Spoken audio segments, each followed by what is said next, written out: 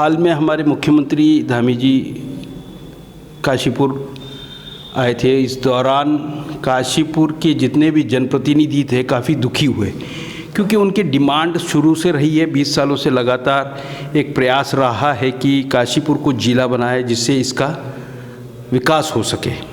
पर संडे को यहाँ आए थे और बगैर किसी घोषणा के चले गए। तो जितने भी जनप्रतिनिधि हैं, क्षेत्र के हितों को लेकर जितने भी जनप्रतिनिधि हैं, वो काफ़ी दुखी रहे। कांग्रेस से ही हमारे पास जो प्रमुख चेहरा है, और हाल ही में हमारे फेस टू फेस प्रोग्राम में हमने आपसे मुलाकात कराई थी श्रीमती मुक्ता से। आज हम जानते हैं उनसे कि वो जो धामी साहब आए थे, उनके आने के बाद उन्हें क्या महसूस हो रहा है और वो क्या समझती है, इस राजनीति को क्या समझती हैं। मैम, सबसे पहले एक बार फिर आपका स्वागत है। बहुत बहुत धन्यवाद कोठारी जी। और ये वीर भारत में मैं बड़ी खुश होती हूँ यहाँ इसका इंटरव्यू देके, क्योंकि ये इंटरव्यू जन जन तक जाता है और मेरी जो आवाज़ है वो भी जन जन तक जाती है। इसके लिए मैं आपका बहुत शुक्रिया अदा करती हूँ। धन्यवाद मैम। मैम, हाल ही में इस रविवार को मुख्यमंत्री आए थे और जो आप लोगों की आशा थी, उम्मीदें थी, उस हिसाब से वो घोषणा करके नहीं गए और जिला बनाने तक वो कोई बात करके नहीं गए हैं। इसे आप कैसे देखती हैं मैम? उनका ये जो दौरा था, क्या चुनावी दौरा था या सिर्फ एक लोगों को भ्रमित करके गए? देखिए, आए तो वो चुनावी दौरा के लिए ही थे। ये उनको डर लगने लगा है कि जो काशीपुर है अब वो सीट जाने वाली है, तो इसीलिए यहाँ के जो बीजेपी के जो उनके रिप्रेजेंटेटिव हैं, उनके जो लोग हैं, उन्होंने उन्हें बुलाया था। लेकिन सब बहुत हतोत्साहित हुए कि उन्होंने 137 करोड़ की घोषणाएं करी, लेकिन उस घोषणाओं में काशीपुर कहीं नहीं था। और काशीपुर की जनता को बहुत निराशा हुई है इस उनके आगमन से, मुख्यमंत्री, माननीय मुख्यमंत्री जी के आगमन से। और वो एक झुंझुना भी पकड़ा के नहीं गए। कभी जनरली होता है कि झुंझुना पकड़ा देते हैं तो आदमी खुश हो जाता है, जैसे रोता हुआ बच्चा हंसने लग जाता है। तो ऐसे ही शायद काशीपुर की जनता थोड़े समय के लिए खुश हो जाती, लेकिन उन्होंने झुंझुना भी नहीं पकड़ाया।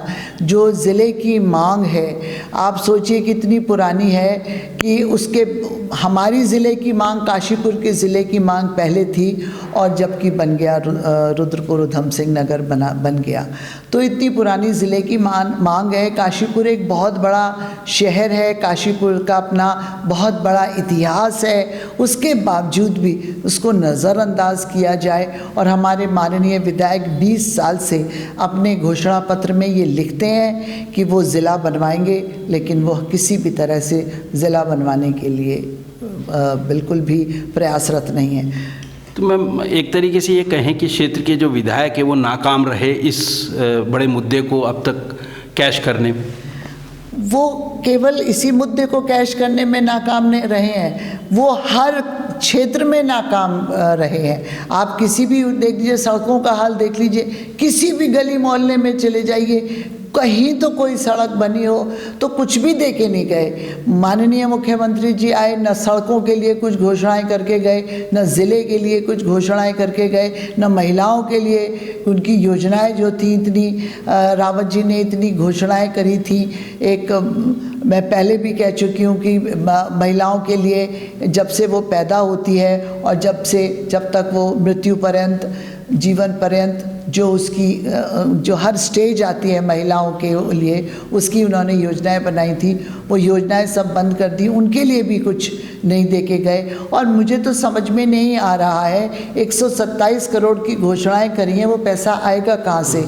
क्योंकि आप देखिए, जो सरकारी लोग हैं उनकी तनख्वाहें तो मिल नहीं पा रही हैं। अभी रोडवेज़ वाले स्ट्राइक पे थे, उनकी तनख्वाहें नहीं मिली। आशा कार्यकर्तियाँ स्ट्राइक पे थी, क्योंकि ना तो उनकी तनख्वाह बढ़ी है, जो मिलती है वो भी पूरी नहीं मिली है।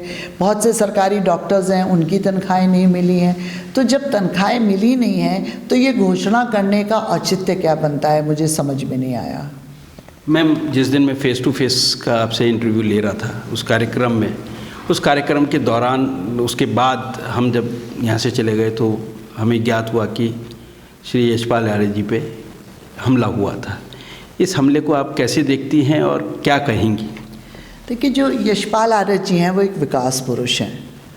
वो जब कांग्रेस में थे उन्होंने बहुत स्ट्रगल कांग्रेस में किया है और हर पद पे रहे हैं।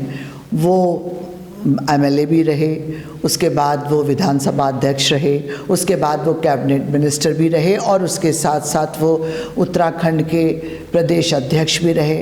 अब पता नहीं किन कारण से उन्हें कुछ समय के लिए कांग्रेस छोड़ के जाना पड़ा। क्या कारण थे मैं नहीं समझ सकती, लेकिन वो लौट के आए हैं। मैं उनका तहे दिल से स्वागत करती हूँ और अपने जो वरिष्ठ नेतृत्व है हमारा, उसका भी मैं धन्यवाद देती हूँ कि ऐसे लीडर को, ऐसा लीडर जो विकास का दूसरा नाम है, जो तिवारी जी के पद चिन्हों पे चलता है, उसको वापस लाया गया कांग्रेस में और ये कांग्रेस को एक बहुत बड़ा बल मिला है।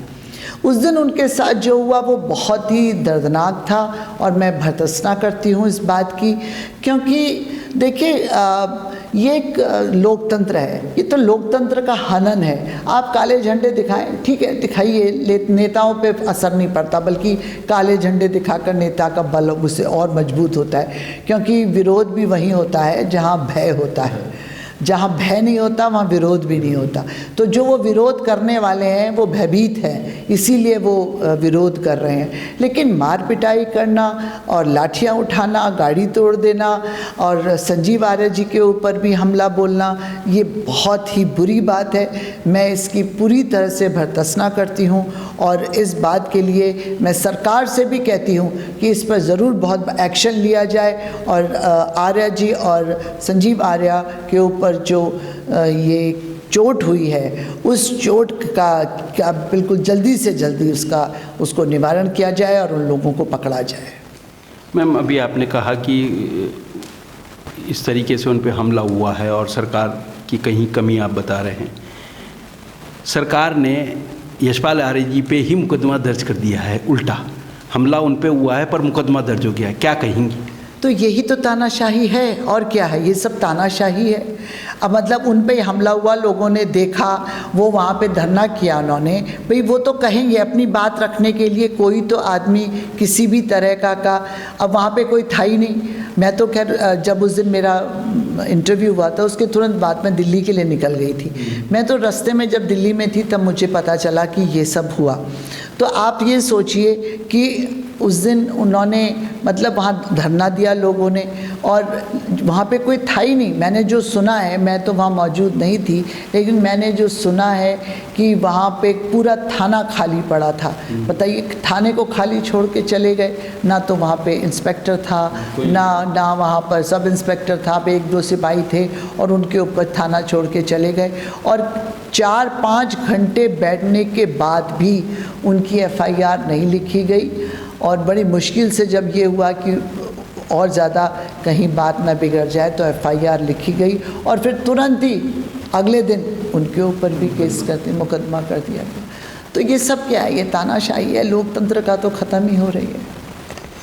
तो देखा आपने मैम, हमने फेस टू फेस कार्यक्रम में भी बेझिझक एक राजनेता की तरह उन्होंने हमारे हर सवालों का जवाब दिया, आज भी दिया।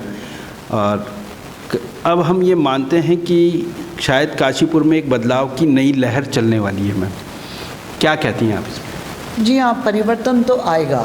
अब तो कांग्रेस का विधायक काशीपुर में आएगा ही आएगा, क्योंकि लोग त्रस्त हो गए हैं, 20 साल में कोई काम नहीं हुआ और उसके बाद अब भी अपने पुत्र को लेकर आ रहे हैं विधायक जी। ये भी एक बहुत बड़ी गलत बात है कि ये कोई राजसी शासन तो है नहीं। वैसे भी बीजेपी कहती है मैम परिवारवाद नहीं होना चाहिए, फिर ये अगर इस तरीके से होगा तो क्या परिवारवाद को बढ़ावा है?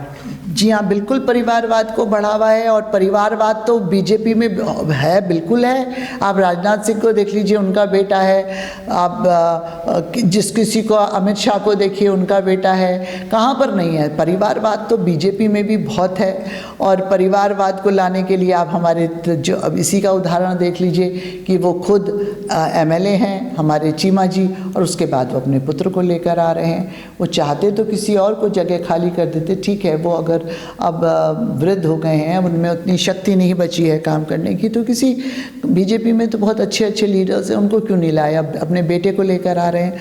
तो लोग बाग काफ़ी नाराज़ हैं और उसकी नाराज़गी इस बात का सबूत है कि अब जो विधायक बनेगा वो कांग्रेस का बनेगा।